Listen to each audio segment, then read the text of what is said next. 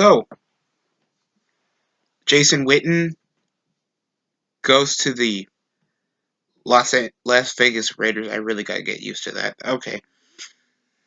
He'll take it to, well, and he'll also be assisted by veteran safety Jeff Heath. Cowboys lost a lot of players, especially Byron Jones. And now we have consistent veteran tight end that that returned from retirement and still put up decent numbers. And it looks like he might be backing up Darren Waller, that had a 1,000-yard season after the past two Raider seasons, putting up average numbers. 90 receptions. The dude has been remaining consistent. Had okay numbers in Baltimore, but the dude went for three career high 3 touchdowns. Played the whole season, 1,045 yards. So imagine that in depth with Jason Witten's veteranship. He has great hands, especially as a veteran tight end. But I don't think he has that much of an injury history. Witten and he's only in a 1-year deal. He's only in a 1-year veteran contract. So imagine that. That's crazy. See any other news going on here in the NFL offseason? Oh yeah, Tom Brady's a Buccaneer. Yeah. The most expected thing is seeing old heads come to the NFL and they get signed.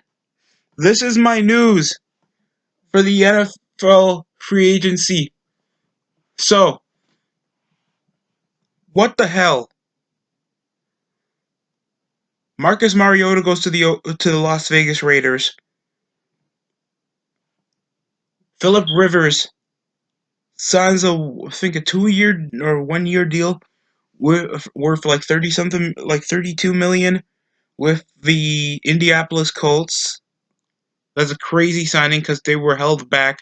Jacoby Brissett was fine, but he was mediocre sometimes in the position, and he only had a good first half of the season because of Marlon Mack, Eric Ebron when he couldn't show up during the red zone, an underachieving defense.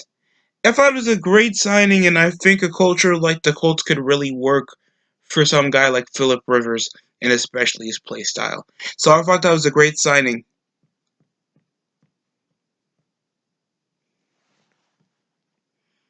Raiders themselves, they've been trying to make a whole lot of signings over the past couple nights. I couldn't even tell what to do. I couldn't even fathom that Tom Brady would go to the NFC. It was either that or a rivalry team. So I know the Bills wouldn't do that because Josh Allen's actually not that bad of a quarterback, and kind of a quarterback that the Bills would be nice to develop on because he actually made the team go to the playoffs and had a great record. The Bills haven't had that since the 2017 season when they needed a loss from the Baltimore Ravens till the Cincinnati Bengals got that like week 17 by a Tyler Boyd touchdown out of nowhere. I was there because I was actually excited to see the Bills actually succeed. And now you get a prime Mike Evans, an OJ Howard that's injury prone, pretty okay defense. Okay, sure, they lost Gerald McCoy, but by God, I mean, the Buccaneers, talent-wise, they were fine. It just from inconsistency-wise and Jameis Winston in general just being Jameis Winston. So I have nothing against. I have nothing against. I have nothing against the Buccaneers. I thought they would actually make a wild card if it wasn't for some of their underachieving losses because they were in the playoff hunt for the final 3 games of the season until they had that tough loss against Atlanta, and then their tough loss against Houston, and I think it was a triple header during a Saturday or something.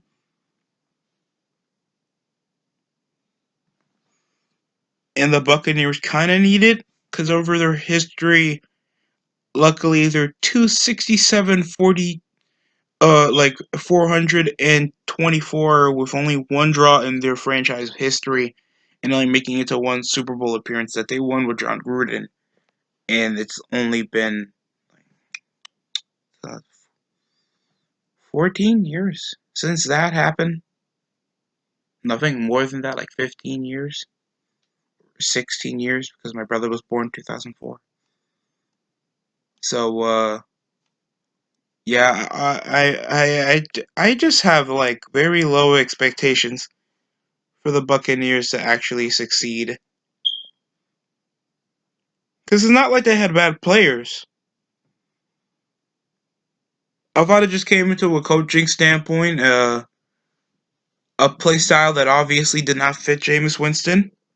They got him to play, to produce bigger stats, but that's not good enough for a quarterback in the pocket. And they're more of a play action and shotgun style of an offense, like the Steelers are. But the Steelers are good, while the Bucks were playing mediocre, and he nearly threw a pick with mediocre pass blocking. Because they have Ronald Jones, Peyton Barber was okay for certain parts of the season.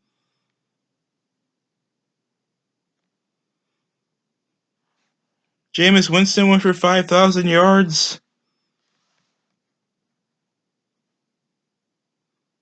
Of course, you got Chris Godwin that had a really productive year. Mike Evans can't do anything wrong. OJ Howard actually played 14 games before an injury.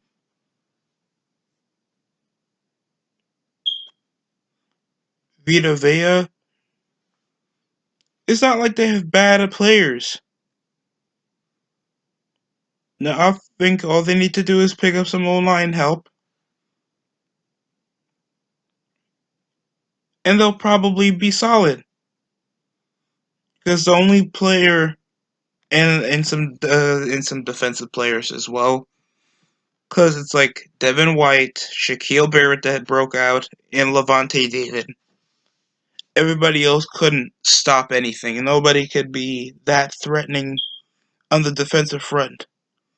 I mean, if you want, you can call Andrew Adams because he was there at some parts of the season, and MJ Stewart, Jason Pierre-Paul. I think he signed. I think he got an extra year in him. I'm not that impressed, but Jesus Christ, I have low expectations to see if Tom Brady could actually fit in an uninspired team that's not that used to success in their franchise history, especially in the '70s when they had the worst starting record as an extended franchise in the NFL back in the '70s. I think they only won 5 games in their 4 years. Yeah, I think they went for like a 1-15 season, then another 2-14 season.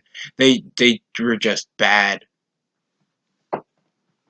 I mean, the '80s, '90s, and early 2000s happened. And 2000s was like one of the Buccaneers' better years till the 2010s happened.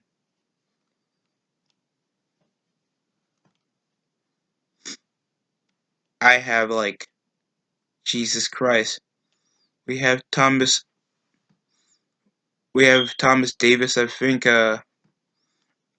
coming to the Redskins. Brian Baleja for $30 million going to the Los Angeles Chargers. Cole Beasley goes to the Titans, and they need edge rushers, especially a guy that's up to a 1-year deal, and he's like 31 now. I think it's a time for the Iron to strike hot with the Chargers after a mediocre. I think they went 10-6, like 6-10 last year. Really mediocre when I thought they actually had a chance after they won another like the 2018 season going great. Like they won 9 straight, but they ended up against the Patriots in a playoff game. So we can't win for the best. And Vic Beasley hasn't been that effective since 2017 or 2016, but he's still a big edge rusher and probably could use to at least be more effective because I thought an edge rusher and a secondary the Chargers are missing out on, and an O line, and now they have no quarterback after losing Philip Rivers, and Rivers just agreed to a $25 million contract for the Colts.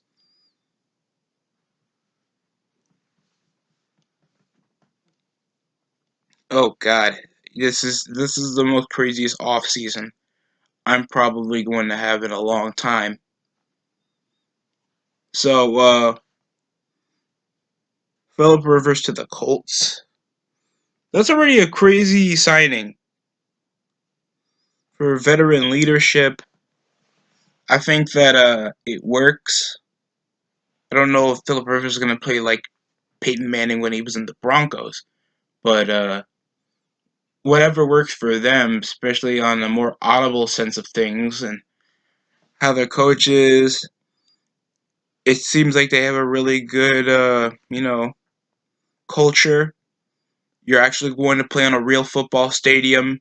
I think Philip Rivers is finally going to actually have it easy because of a mediocre NFC South, AFC South that's been dominated by the Houston Texans for the past couple of years. The Jaguars somewhat playing whenever the time is right, whenever the planets are aligned or something. And the Titans aren't screwing everything up. They did have a good 2020 playoffs, and they did knock off the Patriots, so congratulations. But still, it's crazy enough that the Titans even succeeded. And here they are, signing $100 million deal to Ryan Tannehill, really sticking with the plan that they traded away Marcus Mariota to the Oakland Raiders. I'll get more in detail on that probably in a separate video because I feel like Mariota in general is not even that bad of a quarterback, and I don't know what he's going to do. Probably playing second fiddle to Derek Carr or anything. So yeah. Higher note. Oh God, this is an unprecedented ass really crazy off season.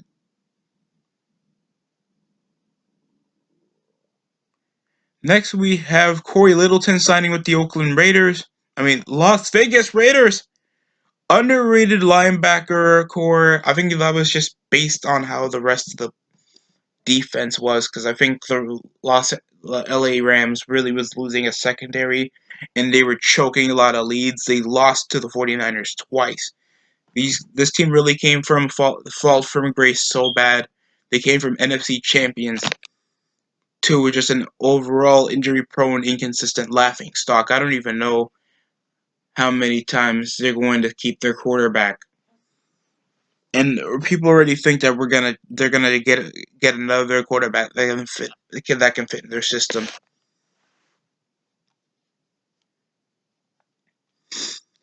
I think I think Ryan Shazier is stuck on reserve, but that's not that important to me right now. That's for a later video.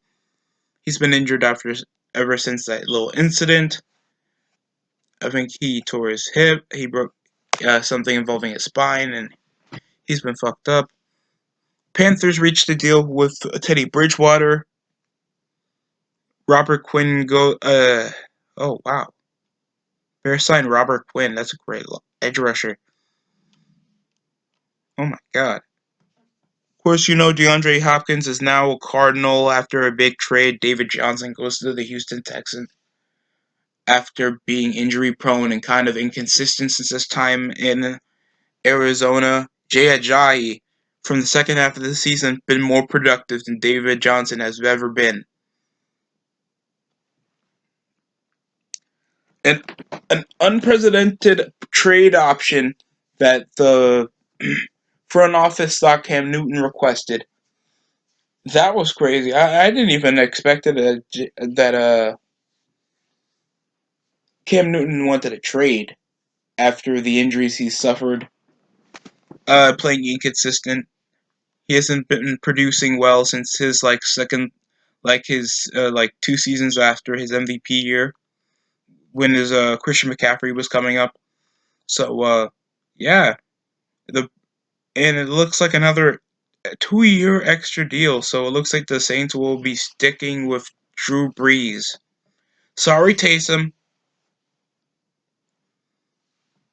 So the only available quarterback so far is Andy Dalton and Jameis Winston. That's I don't know if he's getting.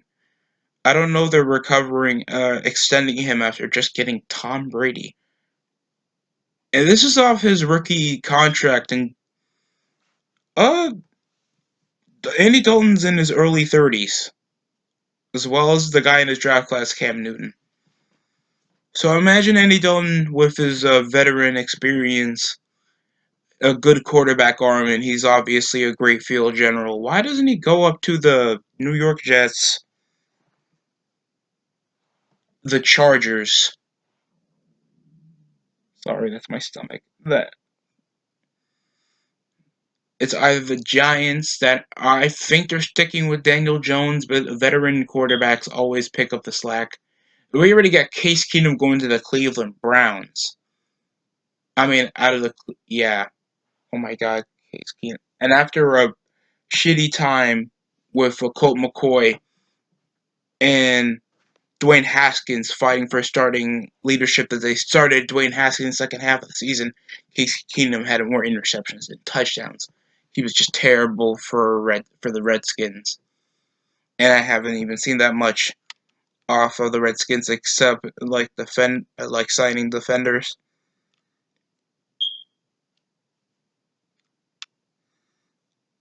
With Amari Cooper signing a 5-year, $100 million contract.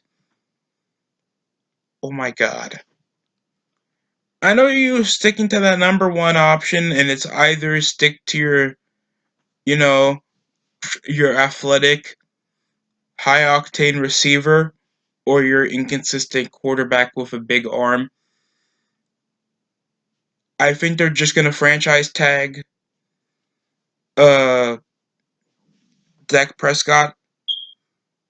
It's already tough enough that you lose some of your great players. I just thought that they just needed some O-line help. And then a number two receiver because they got Randall Cobb. They had Randall Cobb and it didn't play well. He barely even extended the field up for the Cowboys at certain games, and that's why they were struggling below 500 for the last couple games of the season to just get the Eagles snapping them out. And people forgot that there was an NFC East team in the playoffs. So enough said. We have the Bills getting Stephon Diggs. They finally get that number one receiver that they're missing, and it was a trade. And they get a seventh round pick, 2020 first round pick, and a fifth and sixth, and a fourth round pick for 2021. Jesus Christ. That's technically my update for what's going on in the free agency market. There'll obviously be more information down the line, but this is already one of the biggest and craziest NFL off seasons that you're ever going to witness.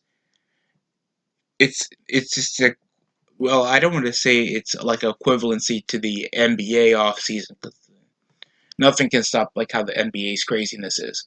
So, but this is like a really unpredictable free agency for the NFL. So, whatever information we get, it's going to either upset you or get you really happy to watch 2020 NFL offseason. So, I mean NFL regular season. So, whatever you get from here, just know it's more excited than any game that's not coming up for the rest of the spring, probably because of this little pandemic that we're on. So, anything to get the blood pumping, anything to like at least make you escape from this huge problem that we have around the world, I'll take it.